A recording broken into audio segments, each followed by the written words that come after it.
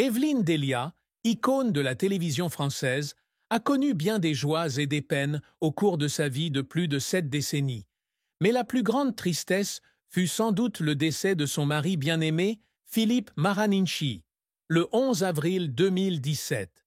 Philippe, qu'elle a épousé en 1966 et avec qui elle a vécu 51 ans, était non seulement son partenaire de vie, mais aussi son roi et son pilier, comme l'a décrit un jour un ami proche.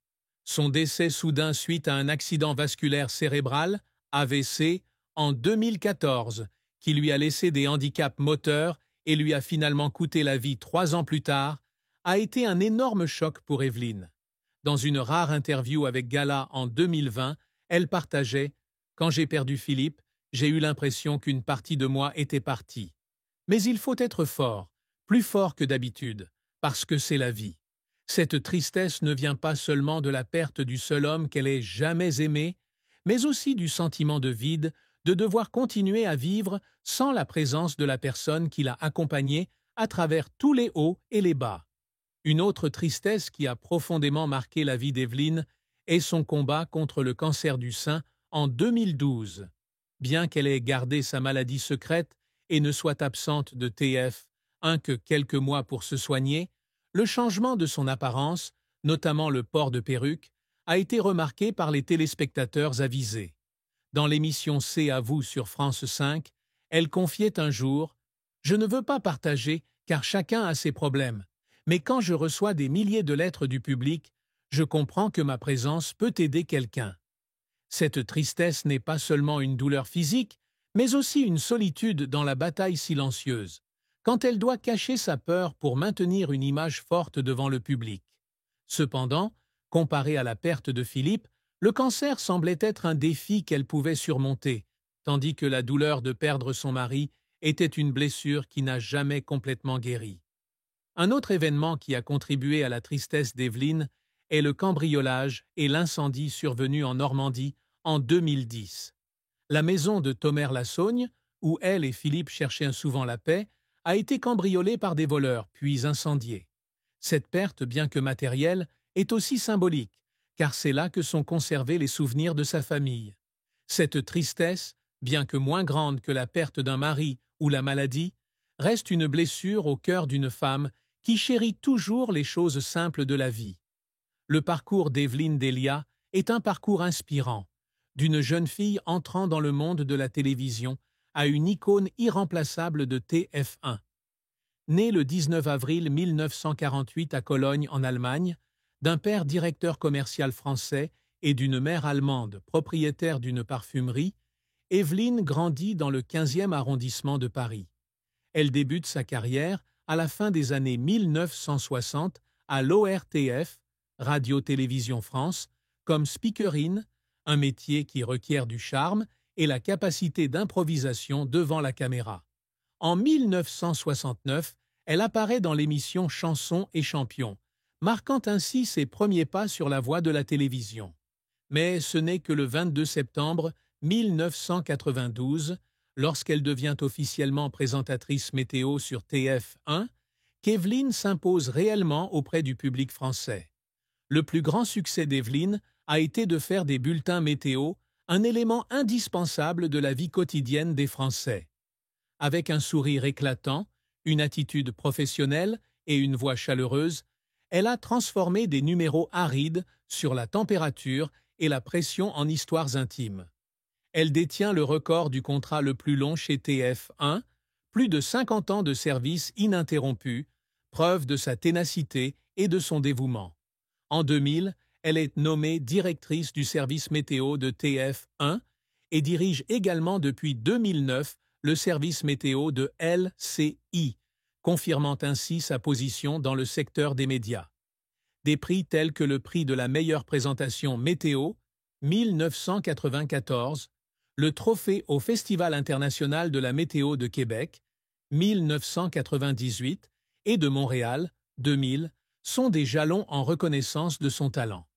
Elle a également participé à de nombreuses autres émissions comme La Maison de TF1, 1982, 1988, et a animé le concours Eurovision de la chanson dans les années 80 faisant preuve d'une rare polyvalence. Cependant, la carrière d'Evelyne n'a pas toujours été de tout repos. Son premier échec fut son début de carrière d'animatrice, comme elle l'a un jour admis à Télépoche. Au début, je n'étais pas très bonne. J'ai beaucoup à apprendre. La pression de devoir être parfaite devant la caméra lui rendait difficile le contrôle de ses émotions, surtout lorsqu'elle était critiquée pour sa voix ou son manque de fluidité.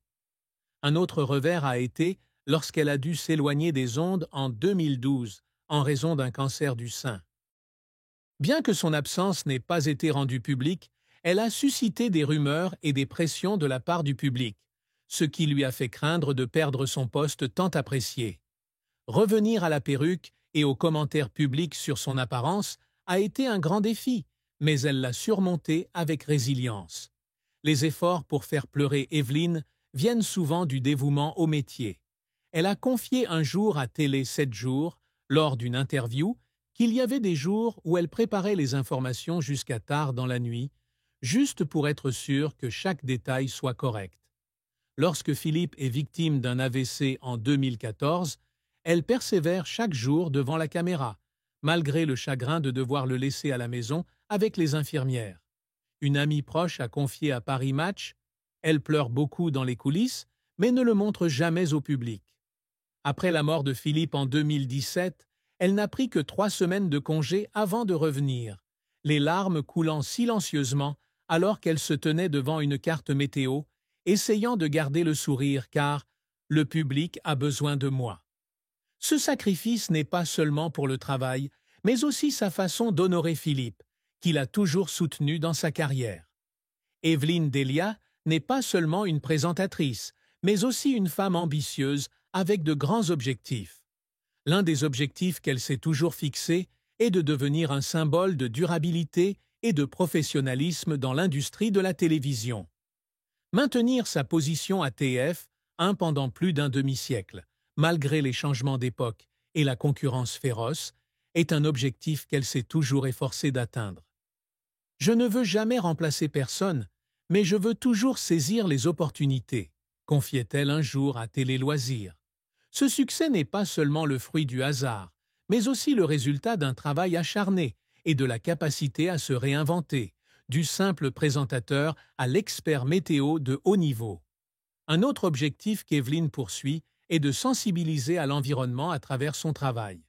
En 2007, elle publie le livre « C'est bon pour la planète » Kalman Levy, appelant à agir pour protéger la nature et lutter contre le changement climatique.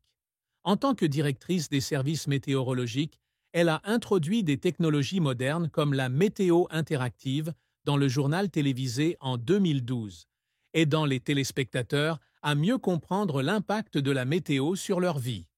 Elle veut qu'on se souvienne d'elle non seulement comme d'une personnalité de la télévision, mais aussi comme d'une personne qui a contribué à changer le regard du public sur l'environnement. De plus, Evelyne essaie toujours de maintenir un équilibre entre sa carrière et sa vie personnelle, ce qui n'est pas facile pour une célébrité. Élever sa fille Olivia pour qu'elle devienne une avocate à succès et être grand-mère de 2 jeunes enfants sont les réalisations dont elle est la plus fière en dehors du travail.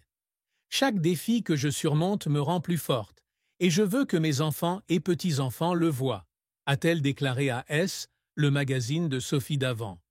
Sa résilience après le cancer et la perte de Philippe est sa façon de prouver que les femmes peuvent réussir tout en préservant les valeurs familiales. L'amour et le mariage d'Evelyne Delia sont une belle histoire qui s'étend sur plus de 5 décennies avec Philippe Maraninchi, le seul homme de sa vie. Ils se sont rencontrés alors qu'Evelyne avait 18 ans et Philippe, un publicitaire corse, 27. Le coup de foudre les a conduits à se marier le 15 avril 1966 et, 1 an plus tard, ils ont accueilli leur fille Olivia. Tout au long de leurs 51 années de mariage, Evelyne a appelé Philippe par le surnom de Mara, signe d'intimité et d'attachement profond. Elle a dit un jour à Gala: « Nous nous entendons très bien. Il est mon premier et unique amour. » Philippe n'est pas seulement son mari, mais aussi son ami et son mentor, la soutenant toujours dans sa carrière, depuis ses débuts en tant que présentatrice radio jusqu'à devenir star de la météo. Cependant, ce mariage n'a pas été sans chagrin. La plus grande tristesse de Philippe a été lorsqu'il a été victime d'un accident vasculaire cérébral en 2014, le laissant en fauteuil roulant et dépendant de soins constants. Evelyne a passé chaque moment libre avec lui, mais elle n'a pas pu empêcher son décès en 2017, 4 jours seulement avant leur 51e anniversaire de mariage. La perte était indescriptible, et elle a un jour admis au magazine S, « Il faut passer à autre chose. Mais il ne se passe pas un jour sans que je pense à lui. » Une autre tristesse fut la période où elle combattit le cancer du sein, alors que Philippe s'affaiblissait lui aussi, ce qui la fit s'inquiéter pour sa santé ainsi que pour celle de son mari. Bien qu'il n'y ait pas eu de conflit majeur dans son mariage, ses défis étaient des blessures dans son cœur. Après la mort,